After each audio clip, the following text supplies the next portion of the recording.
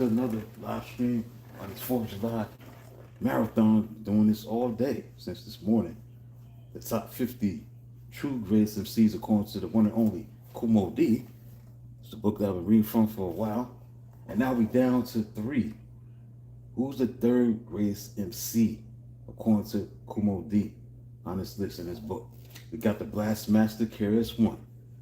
You know what I'm talking about from Bleed Down Productions. Master of Ceremonies, KRS-One. He's number three. He put him at number three. Let's go over a verse that he has in this chapter. Everybody's bad and everybody's tough. And how many people are intelligent enough to open their eyes?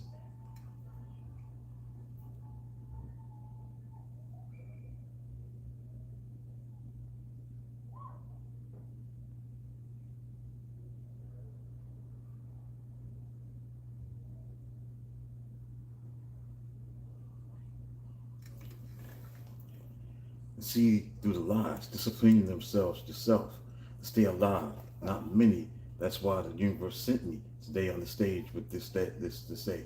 The rich will get richer, the poor will get poor. In the final hour, many heads will lose power.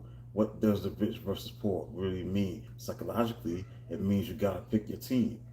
When someone says the rich gets richer, visualize wealth and put yourself in the picture. The rich get richer because they work toward rich. The poor get poor because their mind can't switch. From the ghetto, let go. It's not a novelty. You can love your neighborhood without living in poverty. Follow me. Every mother, father, son, daughter. There's no reason to fear the new world order. We must order the whole new world to pay us. The new world order in the old state chaos. The big brother watching over you is a lie, you see. Hip hop could build its own secret society. But first, you and I got to unify. Stop the blink and create your creativity. The rich is getting richer, so why we ain't richer? Could it be still thinking? Like blink, educate yourself. Make yourself, your worldview bigger. Visualize wealth and put yourself in the picture. A dope MC is a dope MC. With or without a record deal, all can see. And that's what KRS is, son. He's not your run of the mill, because for the mill, he don't run. KRS-One is the most feared MC in the game ever. When other MCs talk about KRS, it's always with a tinge of awe. If there is ever any criticism expressed, the selection of words is so carefully chosen, you think they were under the Spanish Inquisition. Only the fearless MC Shan and masterful Melly Mel could even battle KRS. However, that was well before anyone knew what he would evolve into. Nelly made an attempt to challenge him, but like many other new artists, he only talked about selling records and making money. He never talked about his skills. Furthermore, by 2000, KRS was much more spiritually minded than battle oriented. This was obvious by his more toned down cerebral rebuttals. The younger KRS would have gone for the juggler. But in 1987, KRS-One was positioned to be the final piece to the second trinity of lyrical kings. I already gracefully passed the baton to Rakim. Cass passed it to Big Daddy Kane. Melly Mel wouldn't relinquish his position. In fact, Melly Mel never concedes anything. One night in the Latin Quarters, hip hop's hottest club at the time, Mel was on in an argument with Biz Markie about lack of lyrical skills coming from the next generation of MCs. Mel was referencing Biz as an example of the problem. Biz, on the other hand, conceded that he himself wasn't a lyricist, but he was willing to be the bet all he had on Big Daddy Kane defeating Mel in the battle. Mel immediately pulled out $1,000 and dared anyone to battle him for it. Out of respect, not fear, Kane didn't accept the battle. So the argument continued for a few minutes until a voice from the crowd yelled, "I'll battle you." Standing on top of the staircase was KRS-One. He was the voice accepting the challenge. They made their way to the stage and Mel rhymed first. Honestly, Mel's rhyme was better than KRS. However, battle rule number one is the best rhyme only wins on wax. As KRS displayed. Battle rule number 10, he who wins the crown, crowd wins the war. Live. There was one line that KRS said that shifted the crowd in his favor. Old school artists don't always burn. You just another artist that had his turn, but now it's my turn. The crowd went ballistic. KRS took them into overdrive by using one of the top secret methods of battle. From that day on, he was viewed as the third lyrical king and the second lyrical trinity of hip hop. What was interestingly ironic to me was that I never saw KRS as a better MC than Melly Mel. And truthfully, in the beginning stage of the battle, MC Shan. Shan was more technically sound than KRS. Frankly, early in the game, I thought KRS was rather medium.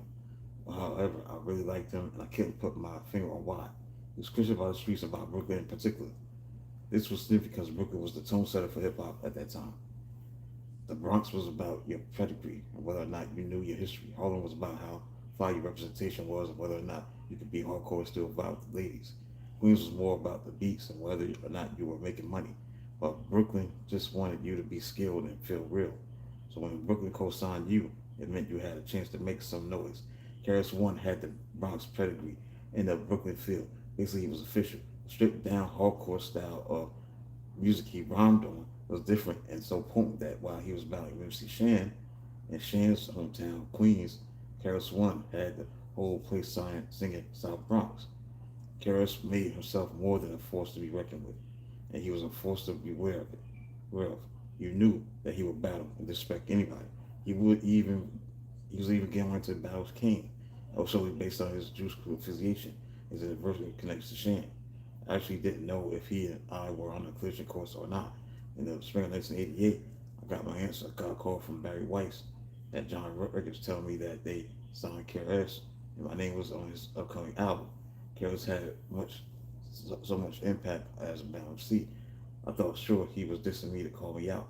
I got an advanced copy of the song Still Number One. I couldn't believe my ears. He used to sing rhyme that he battled Melly Mel with the last verse. As the record goes into its vamps, he says, Como D is down with us. This was more mind-blowing than this I was anticipating. Then it hit me. Karras was the student of the game that wasn't only studying the skilled MCs, but also studying their personalities.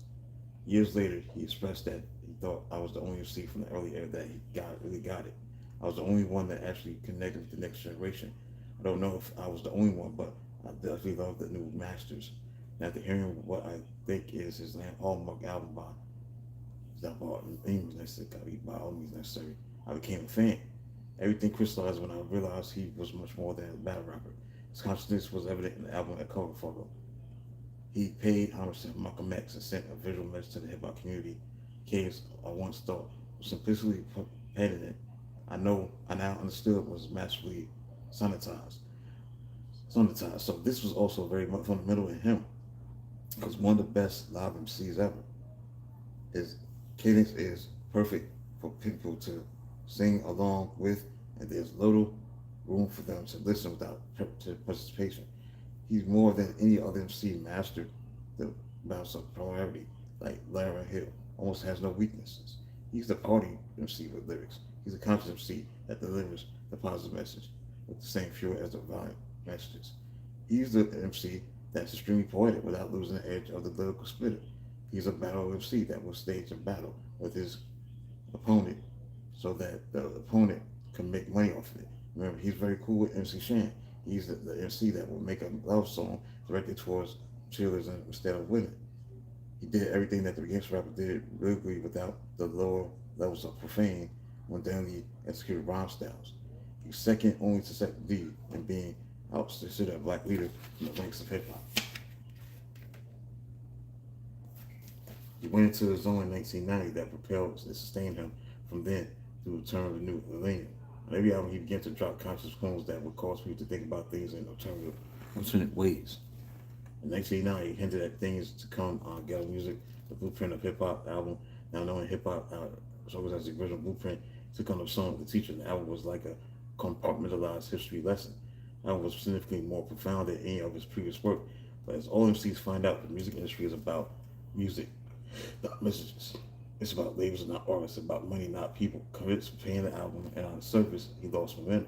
But beneath the surface, he solidified his core underground audience. He returned the following year and came even harder with more messages and even less radio-oriented music. He was literally battling the music industry and simultaneously coined a term that is now part of Americana entertainment. If the word was around before him, I know no most hip hoppers didn't hear it until he dropped his album with that title. On that album, he has excerpts of himself at a speaking engagement and confirming his position as hip hop leader, not just as a rapper. His aggression was higher, and his poetic social commentary was at its apex. You can't call a man a bum with the discuss on your morning run, because he lives outside the street. You don't notice, but you fail to realize that's the one you despise reflects yourself, because every black man is homeless. You can take your Alka Seltzer while you talk about shelter. You might even want to talk about a little loan, because no matter how rich you become, you'll always be two or not one. Because believe it or not, America ain't your home. We've been taught to say our name, Afro American, all the same. Not fully American, but getting there very slowly. Because to fully be American, you gotta take out the word Afro. Now they're black shot hair. They might as well call us Toby. See, Afro and black are African, but deaf is American. So how can Afro American make much sense? Your ancestor came from Africa by stealing them. Now you're born in America. So the black man is homeless, even though he pays rent. Some black people say we built this place, so we are American, but of the black race. What let us make this topic known. The little topic known is that the Japanese also built this place and technology in their winning the race. But at the end of the day, the Japanese can go home.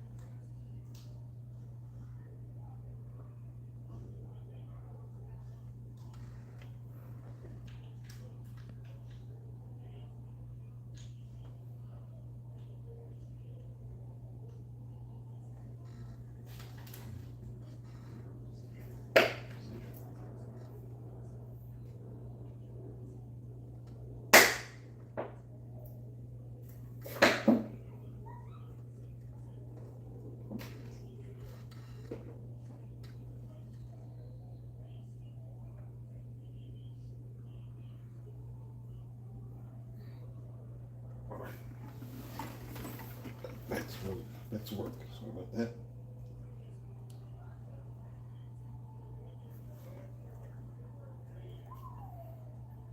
Harris is always dropping messages to vote alternative votes, and many times his messages are misconstrued. This is why one of the biggest criticisms of him is he's contradictory.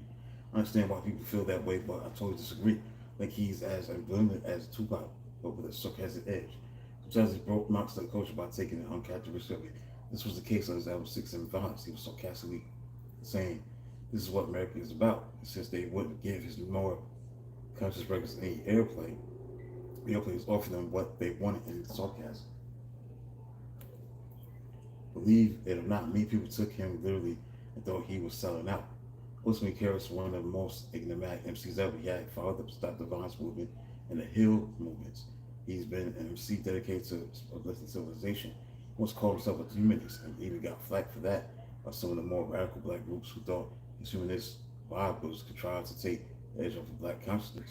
No matter what you think of how he does it, everybody knows that there's a deep level of conscious concern, effort to help the culture. His newest project is the Temple of Hip Hop, an institution dedicated to preservation of our culture. As far as his skills are concerned, from album to album, he didn't only get better, he climbed leap in ways that no other MC ever did. He went from criminal minded to spiritual minded. He went from battle rapper to philosopher to teacher to leader, from mission visionary to missionary. And no matter what anybody else ever says about KRS, the philosopher, the teacher, or the visionary, you never hear it, nor was question his skills. Without question, he's one of the fiercest MCs ever. Any list that doesn't have him in the top five is bogus. KRS One's one of the true greatest MCs ever. Strength, potency, his delivery, flow, voice, cadence, messages always come from a place of power. That power translates to the stage like a commando, leading an army follows. He never comes off weak.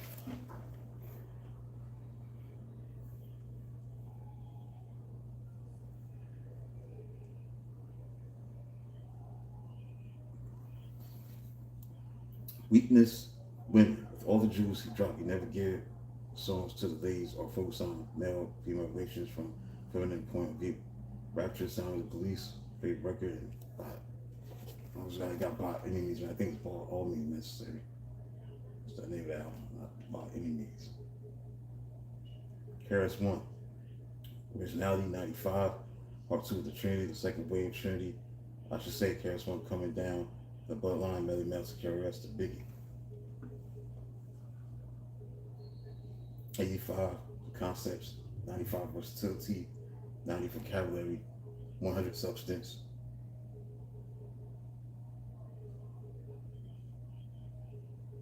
100 Flow, 90 Flavor, 100 Freestyle, 100 Vocal Presence, Loud Performance, 90 Poetic Value, 100 Body of Work, 70 for Impact, 90 Social Impact, 100 Longevity, Lyrics, 100 and 100 Battle Rhymes, Battle Skills. Total score 1,595, average score 93.8.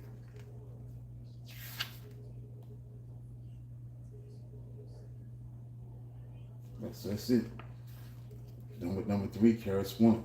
Bassmaster KRS One is the third greatest MC, according to Kool in his book. There's a guy on the mic, the true 50 greatest MCs. Kool D. Gonna come back with number 2. Who's the number 2 greatest MC? Of course, it'll be. So then, talk to you soon.